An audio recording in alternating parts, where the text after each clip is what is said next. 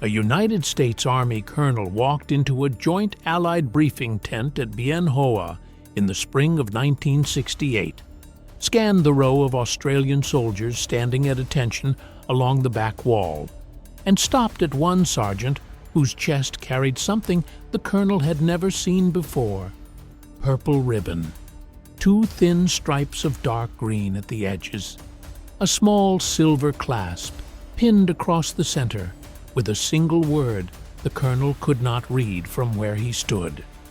The colonel walked the length of the tent, leaned down until his face was inches from the sergeant's tunic, squinted at the clasp, and straightened up with an expression that had crushed the careers of younger officers in 3 different theaters. Then he said 5 words that would echo through Allied liaison channels for the remainder of that man's tour: "That's not a real medal." The Australian sergeant did not move, did not blink, did not respond.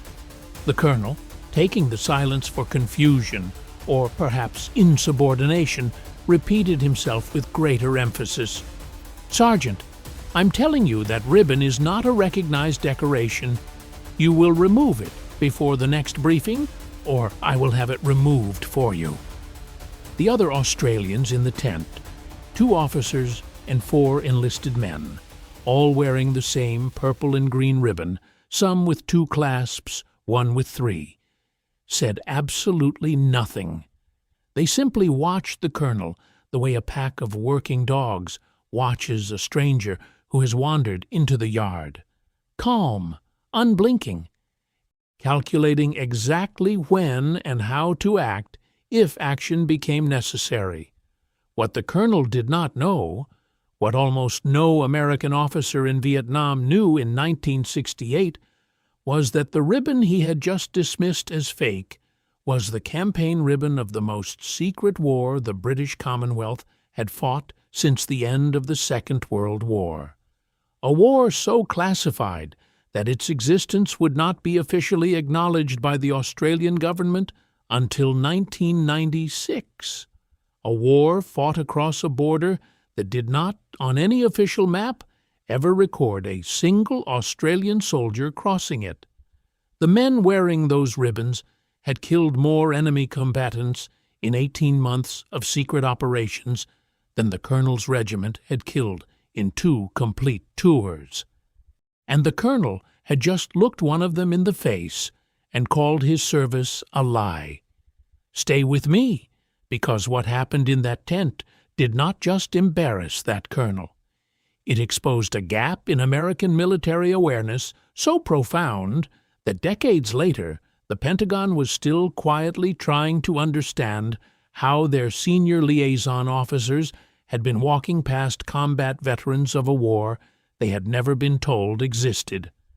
To understand why a single ribbon could trigger a confrontation that would echo all the way to Saigon and Canberra, you have to understand what the Australian military culture of 1968 actually looked like, and how that culture had been forged in a part of the world the average American officer could not have located on a map.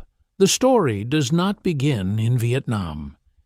It begins in the jungles of Sarawak, in a place called Kalimantan, in a conflict the world has now mostly forgotten: the Indonesia-Malaysia confrontation.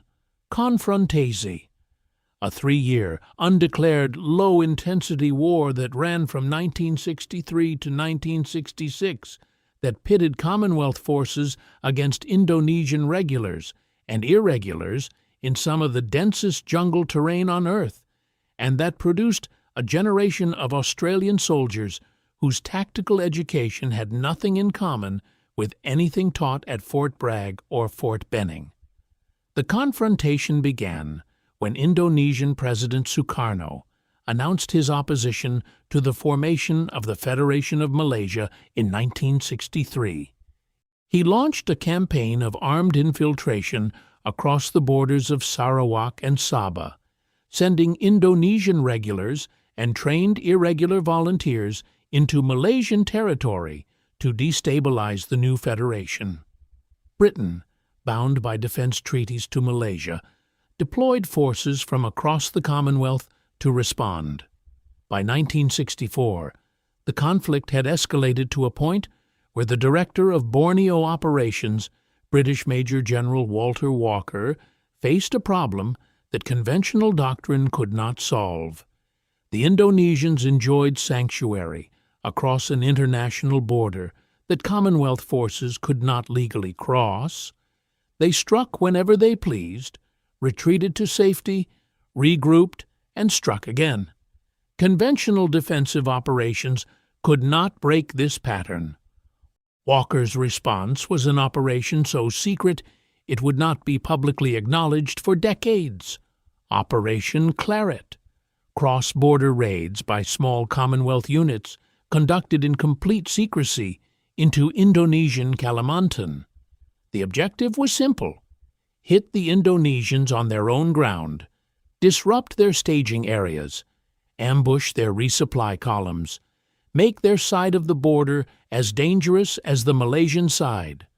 The rules governing these operations were known as the Golden Rules. Every operation authorized at the highest level, only experienced troops, no air support except in extreme emergencies, no identifiable equipment left behind, no prisoners taken or given, no bodies left to be recovered, and every man involved sworn to absolute secrecy, not just from the press, not just from foreign governments, from their own families, from their own units, from their own brother soldiers in adjacent platoons who might be conducting parallel operations on the very same day. The Australian Special Air Service Regiment arrived in Borneo in February 1965 and entered this hidden war within weeks. According to records held by the Australian War Memorial and confirmed by the Department of Veterans Affairs ANZAC portal, one squadron of the SASR conducted reconnaissance and cross-border operations from February to July 1965. 2 RAR battalions, the 3rd and 4th Royal Australian Regiment, followed, with 3 RAR, conducting at least 32 documented Claret operations during its 4-month tour. According to author and former 4 RAR Rifle Platoon Commander Brian Avery, who interviewed his fellow veterans for his 2001 book on the conflict, the secrecy was so total that battalion reports sent to Canberra were systematically doctored. 2 reports were written for every cross-border patrol, one showing the patrol walking in circles inside Sarawak for 12 days, the other, classified at the highest level, showing where the patrol had actually gone and what it had actually done. Visiting parliamentary delegations were shown the false maps. Only the Australian Prime Minister and the Defence Minister were briefed on the truth. The men who fought this war returned to their barracks in Malaysia and were told, in plain language, that they could not speak of what they had done. Not to their wives, not to their parents, not to soldiers from other companies. Brian Avery has stated that 30 years after the conflict, when he interviewed his comrades for his book, some still believed their platoon had been the only one to cross the border, because no one in any of the other platoons had ever broken silence to tell them otherwise. The British government did not publicly disclose Claret until 1974, 8 years after the conflict ended. The Australian government did not officially acknowledge participation until 1996. 30 years of silence. 30 years of men carrying decorations for service they were forbidden to describe. And that is the context you must hold in your mind to understand what was happening in that briefing tent at Bien Hoa in 1968. The ribbon the American colonel had just called fake was the ribbon of the British General Service Medal of 1962. The campaign-specific clasp pinned across its center, according to Wikipedia's well-sourced article on the General Service Medal and the Australian Department of Defence's official honours and awards documentation would have read either Borneo or Malay Peninsula, sometimes both, on the same medal, for soldiers who had served in multiple phases of the conflict. The ribbon itself, in the design specified by the Imperial Honours System and confirmed by the Imperial War Museum's collection, was purple, with 2 outer stripes of dark green. To an American officer trained on a completely different system of decorations, who had never been briefed on Commonwealth campaign awards, who had been told nothing about the secret war Australia and Britain had fought against Indonesia, that ribbon looked like nothing he could identify, because he had been told nothing about the war it represented. The colonel in our story stood there in the briefing tent, demanding the sergeant remove a decoration he was legally entitled to wear, because the colonel did not know, could not have known, that the ribbon represented service the Australian government itself was still officially denying. The sergeant could not explain. He could not say, "Sir, that's the General Service Medal with Borneo clasp, awarded for cross-border operations into Indonesian Kalimantan during Operation Claret." He could not, because he was sworn to a secrecy that had legal force under the Australian Crimes Act and would remain in effect for another 28 years. He could only stand there, silent, while a foreign officer who outranked his own task force commander accused him of wearing a fraudulent decoration. This is the moment that captures in a single image the entire structural problem of Australian-American military relations in Vietnam. The Australians were operating from a tactical foundation that had been built in a war the Americans did not know had happened: the smell discipline, the slow movement, the aboriginal tracking integration, the 5-man patrols, the sandals cut from old tire rubber, the willingness to spend 3 weeks behind enemy lines without resupply. None of these were innovations developed in Vietnam. They were lessons learned in Borneo, lessons paid for in blood by men whose names appeared on no public memorial, whose operations existed in no public record, whose service was certified by a ribbon that an American colonel could look at and call fake. The Australian SAS in particular had been forged by Confrontasi. According to academic study published in the journal Comparative Strategy, the regiment's first combat deployment occurred in Borneo. 2 squadrons rotated through the conflict between 1965 and 1966, and almost everything that would later make Australian SAS operations in Vietnam so devastatingly effective had been refined in Sarawak first.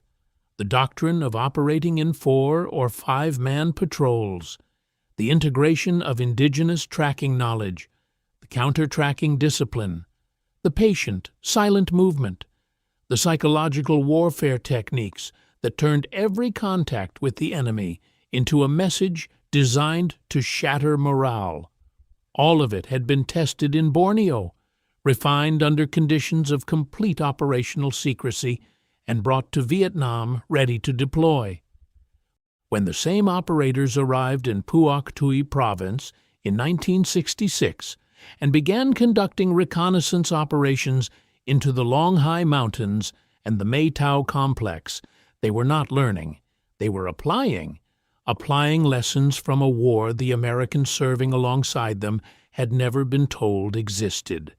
And this is why the Vietnam Cong intelligence assessments captured later in the war identified Australian forces as fundamentally different from American forces, why their commanders issued specific guidance to avoid contact with Australians where possible, why they used the term Ma Rung, jungle ghosts, for these soldiers and not for any other Allied force.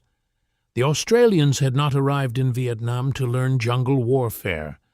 They had arrived already expert, carrying the silent knowledge of a war that officially had not been fought, Now imagine the asymmetry of awareness in that briefing tent. The colonel sees an Australian sergeant, perhaps 32 years old, with the deeply tanned forearms and the particular stillness that long-term jungle veterans tend to acquire. The colonel sees one Vietnam ribbon, which he can identify, and one mystery ribbon, which he cannot. The colonel concludes the second ribbon must be either ceremonial nonsense or outright fraud, because in his understanding of military decorations, anything legitimate would be something he had been briefed on. He has not been briefed on it. Therefore, it is not legitimate. The logic is closed and circular. There is no room in it for a war he does not know about. The sergeant, on the other hand, is looking at an officer who outranks his own commander, who has just publicly accused him of falsifying his service record, and who is demanding he commit a violation of the dress regulations of his own army.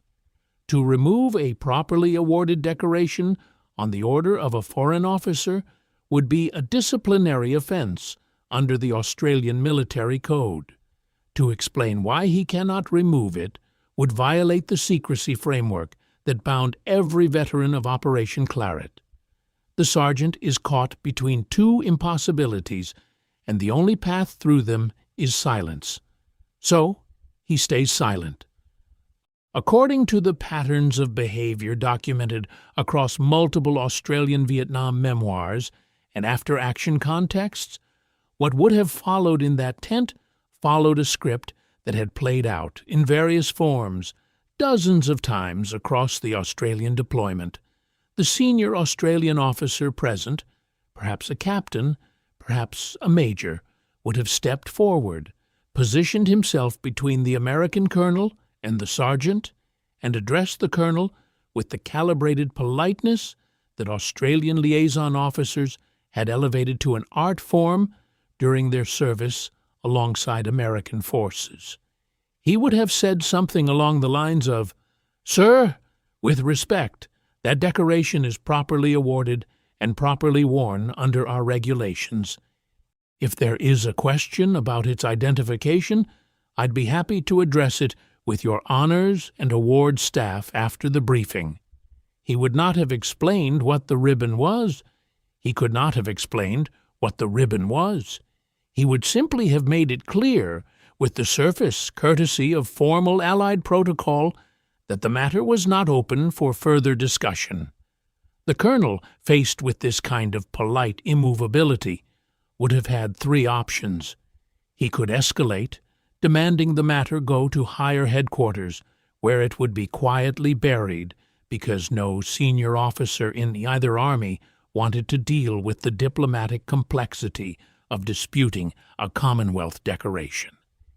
He could back down with as much dignity as the situation permitted, generally by changing the subject and proceeding with the briefing as though nothing had happened.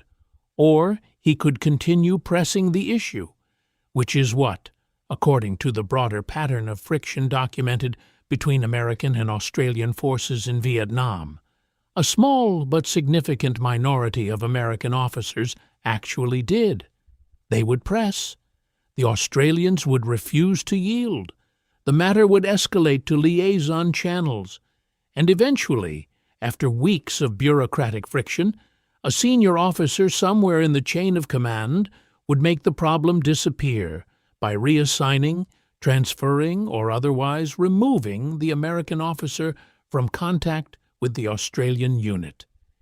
Captain James Morrison, the American MACVSOG officer whose classified reports on Australian SAS methods became foundational documents in the post-war American reassessment of jungle warfare, requested transfer back to American command after observing Australian operations in the Long High Mountains. Other American liaison officers made similar requests, citing fundamental incompatibility between American and Australian operational cultures. Some of these requests were acted on, others were quietly denied, and the officers in question served out their tours in a state of low-grade institutional friction that would shape their attitudes toward special operations for the rest of their careers. But the deeper pattern beneath all of these incidents, the ribbon dispute, the operational friction, the requests for transfer, the doctrinal disagreements, was the same pattern. American military culture in 1968 was a closed system. It assumed that if something was relevant to the conduct of the war, American forces would have been briefed on it.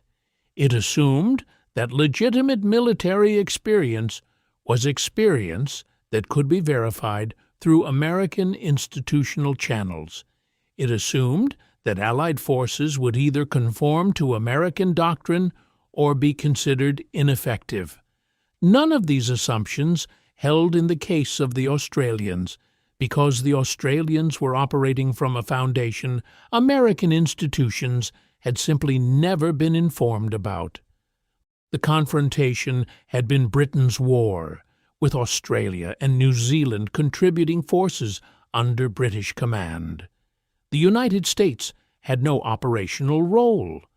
American intelligence officers received occasional briefings, but the deep operational details, the cross-border raids, the methodology developed in the jungle, the casualty figures from Claret, almost none of this reached American hands during the conflict. By the time the confrontation ended in August 1966, American attention was wholly absorbed by the rapidly escalating war in Vietnam. Confrontation closed without ceremony, without victory parades, without the kind of public reckoning that would have forced its lessons into international military discussion. The men who had fought it went home, took off their purple ribbons with the silver clasps, and were told to put what they had done in a box and lock it. Some of those men were still serving when Australian battalions deployed to Vietnam in 1966. Some of them ended up in Phuoc Tuy Province, in the rubber plantations around Nui Dat, in the SASR squadrons rotating through tour after tour. They wore their ribbons because regulations required it. They could not explain what those ribbons represented, and periodically an American officer who outranked them would notice the ribbon, fail to recognize it, and make a fool of himself in front of soldiers who had killed more men in 18 months of secret operations than that officer would meet in his entire career. The structural humiliation of these encounters was almost entirely invisible to the Americans who initiated them, because they did not have access to the information that would have allowed them to understand what was actually happening. They saw a foreign sergeant wearing an unfamiliar ribbon. They did not see a man whose tactical education had been written in classified after-action reports they were not cleared to read. The information asymmetry was total, and it was, throughout the Australian deployment to Vietnam, almost always running in the same direction. The Australians knew exactly what the Americans had done, what the Americans were doing, and what American doctrine looked like in practice. The Americans, in most cases, knew almost nothing meaningful about Australian capabilities, history, or operational culture beyond the surface-level information shared in formal coordination meetings. This is why Australian SAS operations in Phuoc Tuy Province produced kill ratios that American analysts struggled to reconcile with their own unit's performance in the same theater. According to Australian Department of Veterans Affairs documentation and corroborating accounts in classified after-action assessments declassified in the decades since the war, Australian SAS patrols routinely operated for 2 to 3 weeks at a stretch, kept enemy units in Phuoc Tuy Province in a state of paranoid disorganization, and sustained casualty rates that were a fraction of comparable American Special Operations units. They were not better soldiers in some abstract sense. They were soldiers who had been trained for this exact kind of war in the jungles of Borneo 3 years earlier, and who had brought with them the methodology of an operation no American officer had been told about. The colonel in the briefing tent, demanding the sergeant remove a ribbon he could not identify, was inadvertently demanding that the sergeant erase the proof of the very experience that made his unit so devastatingly effective. If the colonel had been able to read the silver clasp on that ribbon, if he had known what Borneo or Malay Peninsula meant in the context of British Commonwealth honors, if he had understood that the man standing in front of him was a veteran of the most successful counterinsurgency operation conducted by any Western military in the post-war period, the entire dynamic of the encounter would have inverted. The colonel would have been the student. The sergeant would have been, by virtue of relevant operational experience, the qualified instructor. But because confrontasi did not exist in the American military's institutional memory, that inversion could not occur. The colonel could only see what his training had prepared him to see, which was a junior Allied soldier wearing an unfamiliar ribbon. What is documented, beyond the level of any individual incident, is the broader pattern. The Australian task force at Nui Dat operated under its own command, refused to subordinate its operations to American doctrine, and spent 5 years quietly demonstrating that an alternative approach to counterinsurgency was not only possible, but in many respects superior. The friction this created was constant. American generals expressed frustration with Australian methods. Australian officers responded with the polite immovability that had characterized Australian-British relations since the disaster at Singapore in 1942. The relationship was professionally functional, but structurally strained, and, at the small unit level, in briefing tents and operational coordination meetings across Vietnam, that strain manifested as 1,000 small incidents like the ribbon dispute. Most of those incidents went unrecorded. The ones that produced formal complaints were filed and forgotten. The ones that produced productive American learning were rare, but they did occur. Lieutenant General Julian Ewell, commanding 2nd Field Force Vietnam, declared Phuoc Tuy Province a disaster in 1969 because Australian body count statistics did not meet his expectations. The Australian task force commander responded through official channels with calibrated outrage. The dispute reached as high as MACV before being quietly closed without resolution. Ewell continued to command. The Australians continued to operate as they always had, and in the field, the kill ratios continued to demonstrate, irrespective of what American senior officers thought about them, that the Australian methodology worked. But none of this explains, in the moment, the human reality of what it was like to be the Australian sergeant standing in that briefing tent at Bien Hoa in 1968. Picture him for a moment. He is 32 years old. He grew up in a country town in New South Wales. He enlisted in the Australian Regular Army in 1956. He served in Malaya during the tail end of the emergency, where he learned the foundational jungle skills the British SAS had developed against communist guerrillas. He returned to Australia, completed SAS selection, deployed to Borneo in 1965, and spent 6 months in operations that, according to the British and Australian records, did not officially happen. He came back to barracks at Camp Tarandak in Malaysia, was debriefed under conditions of absolute secrecy, was told he could not discuss what he had done, and was returned to normal duties. He deployed to Vietnam in early 1968, where he is now standing in a briefing tent being told by a foreign officer that one of the two ribbons on his chest is fraudulent. He cannot defend himself. The Australian Task Force command structure cannot defend him without compromising the secrecy framework around Operation Claret.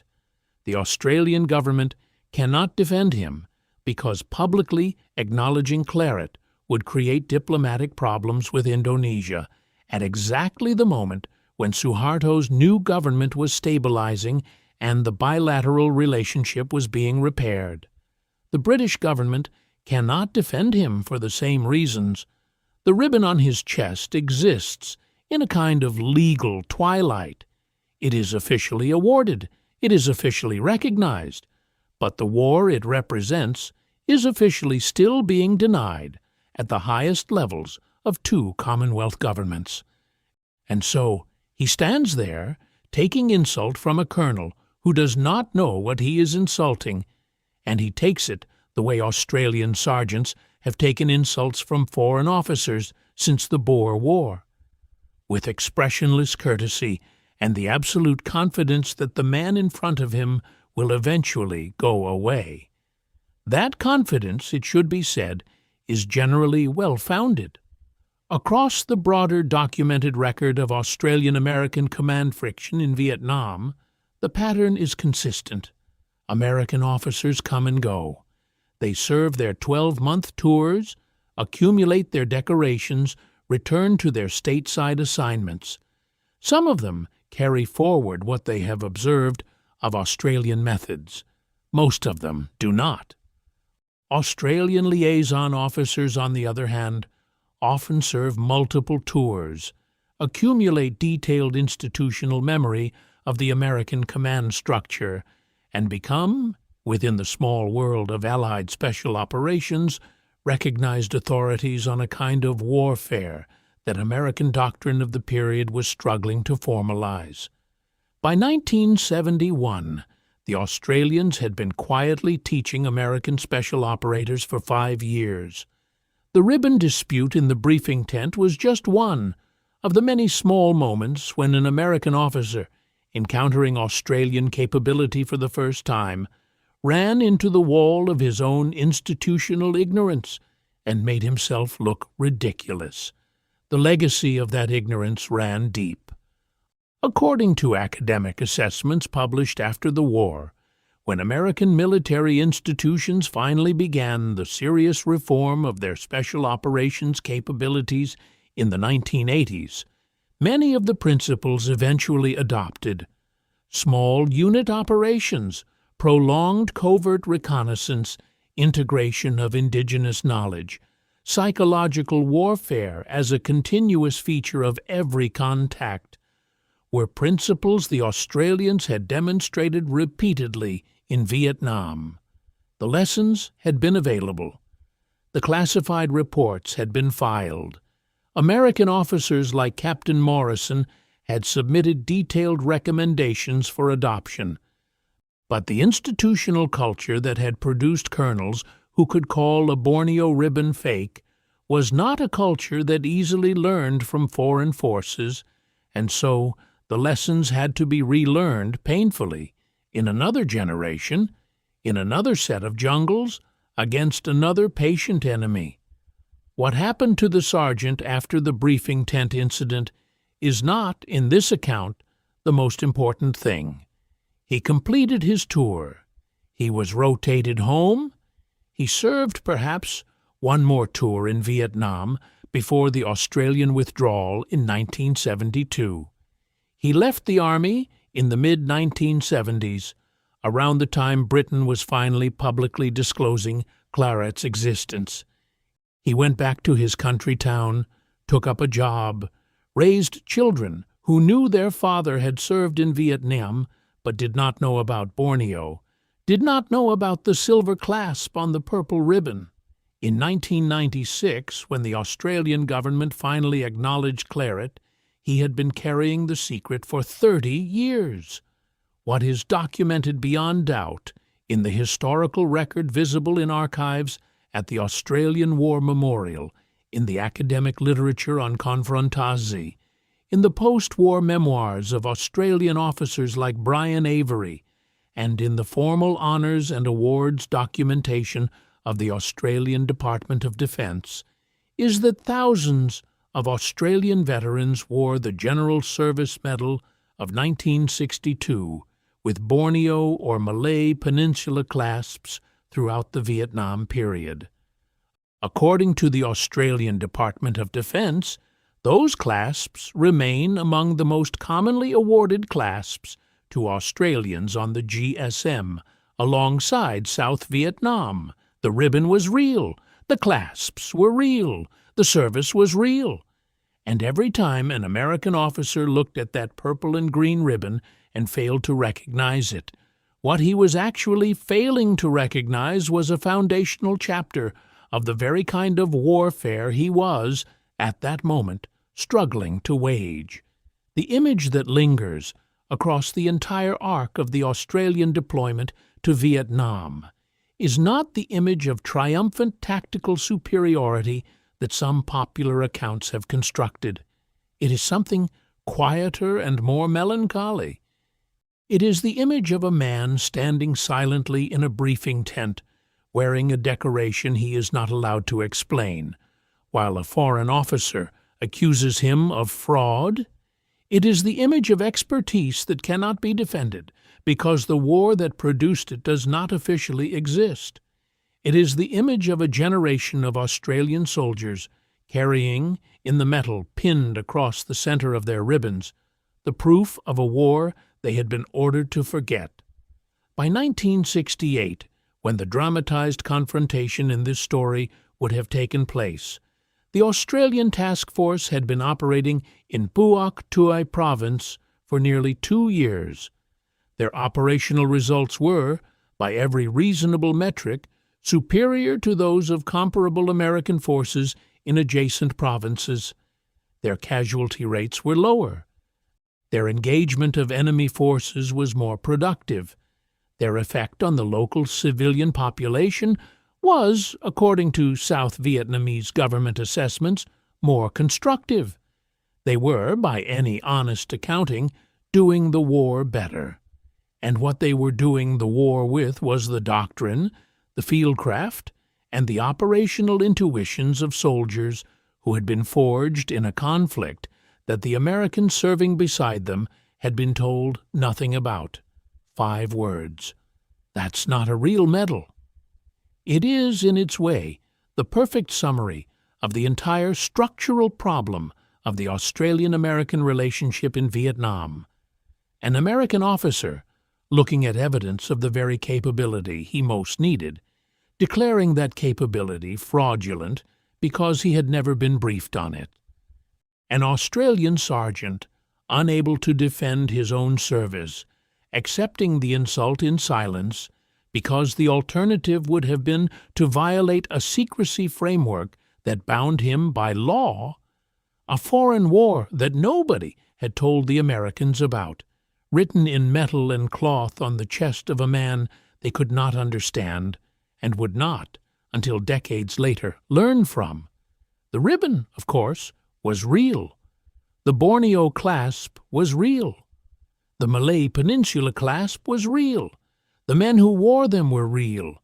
And the war they had fought was real, even though it had taken 30 years for either government to formally admit it.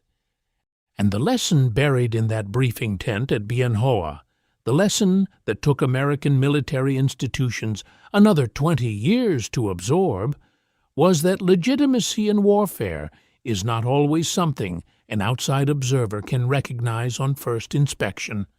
Sometimes it is wrapped in secrecy. Sometimes it is encoded in unfamiliar symbols.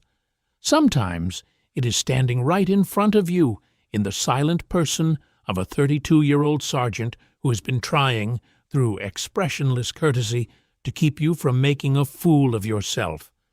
The colonel, in our account, eventually completed his tour and returned to his stateside assignment. The records do not preserve, in the dramatized version of this story, his name. The sergeant's name is not preserved either. The encounter itself, in the form recreated here, is illustrative, built from the documented patterns of friction recorded across the broader Australian-American command relationship in Vietnam, and grounded in the verifiable facts of the General Service Medal of 1962, the Borneo and Malay Peninsula clasps, the secrecy of Operation Claret, and the real difficulty American officers had in identifying Commonwealth campaign decorations during the Vietnam period. Whether this exact exchange happened on this exact day, with these exact words, between this exact American colonel and this exact Australian sergeant, cannot be confirmed from the available record. But that something very like it happened repeatedly across 5 years of Australian deployment to Vietnam is documented beyond reasonable dispute. The men are mostly gone now. The veterans of Operation Claret, who lived long enough to see their war acknowledged in 1996, are themselves now in the final years of their lives. The colonels who looked at their ribbons and called their service fake have, almost all of them, passed into history without ever knowing what they were looking at. The purple and green ribbon, with its silver clasp reading Borneo or Malay Peninsula, is still worn by surviving veterans on Anzac Day every April 25th. Most of the Australians who see it still do not know what it means. Most of the Americans who would have served beside its wearers in Vietnam never did know what it meant. That was the Australian way. It always had been.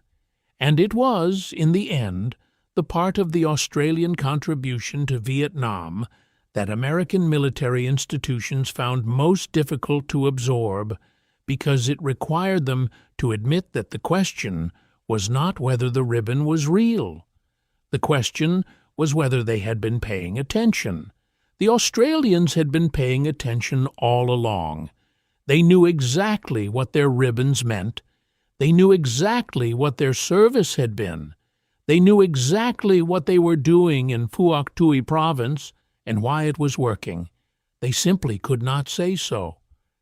And so they stood there in their briefing tents, decade after decade, generation after generation, and let the silence speak for them, because in the end, the silence was the most accurate description of the war they had actually fought. The colonel never understood. Most of his colleagues never understood, but the sergeant understood, and so did the men standing along the back wall of the tent, watching their comrade absorb the insult with the absolute composure of a soldier who has nothing to prove to anyone who has not been where he has been. The Borneo clasp, the Malay Peninsula clasp, the purple ribbon with the dark green edges, the silent decorations of a silent war, worn by men who could not speak of what they had done, in front of officers who did not know what they were looking at, in a war that everybody could see, on behalf of a country that valued, above almost all other military virtues, the calibrated patience of saying nothing at all.